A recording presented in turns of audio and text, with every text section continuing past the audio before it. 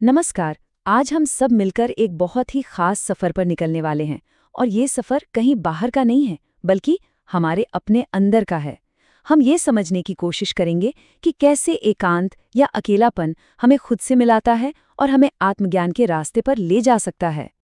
कभी ऐसा होता है ना कि भीड़ से दूर अकेले रहने में एक अलग ही सुकून मिलता है। ऐसा लगता है कि शोर शराबे से तो अपनी खामोशी ही भली। अगर ऐसा महसूस होता है तो यकीन मानिए, ये एहसास बहुतों को होता है। ये कुछ अजीब नहीं बल्कि बहुत बहुत ही स्वाभाविक है। देखिए, परमहंस योगानंद क्या कहते हैं। उनके अनुसार अकेले रहने की ये जो इच्छा है, ये कोई कमजोरी नहीं बल्कि हमारी आत्मा की एक आवाज है, एक पुकार है।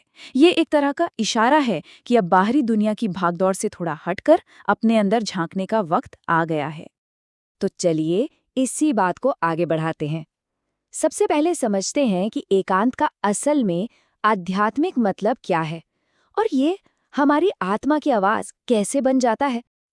देखिए, अकेलेपन को देखने के ना दो बिल्कुल अलग अलग नजरिए हैं।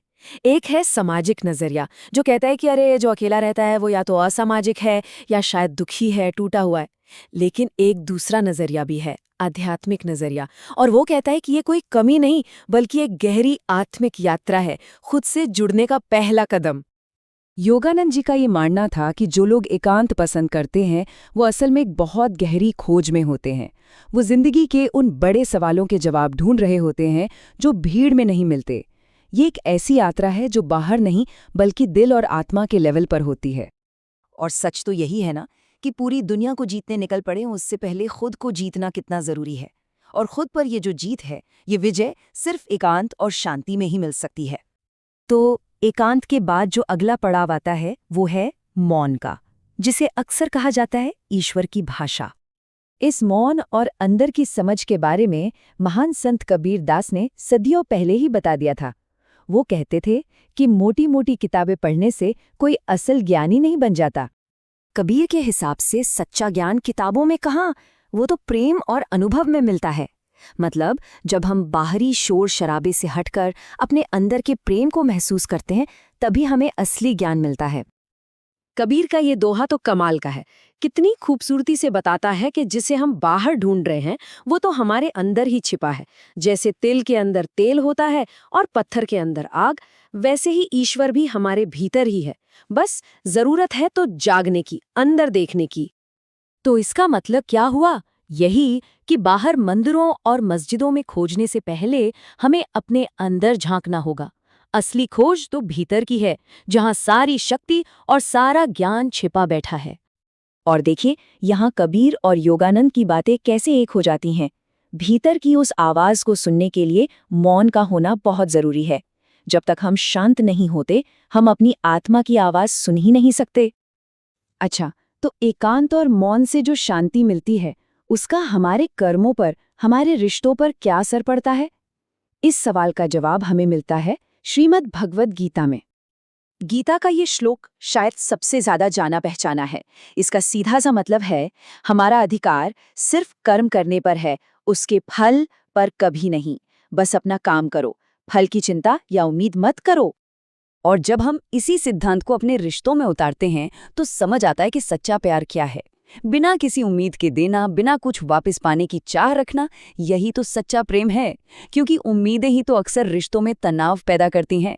गीता हमें बिना शर्त प्यार करना सिखाती है।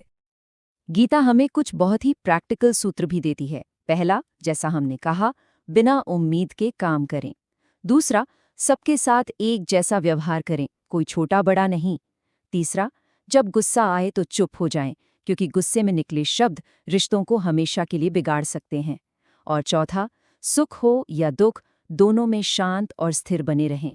तो एकांत, मौन और निस्वार्थ कर्म, ये सभी रास्ते आखिर में हमें एक ही मंजिल की तरफ ले जाते हैं।